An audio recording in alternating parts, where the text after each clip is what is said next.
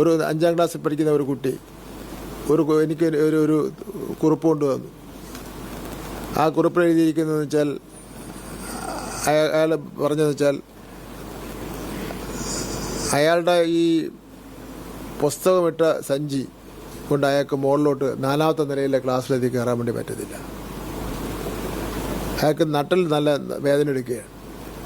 തിരിച്ച് വീട്ടിൽ ചെന്നാൽ പുസ്തകം എടുത്ത് വായിക്കാൻ പറ്റുന്നില്ല, ഞാൻ ഉറങ്ങുകയാണ്. അമ്മ വഴക്ക് പറയുകയാണ്.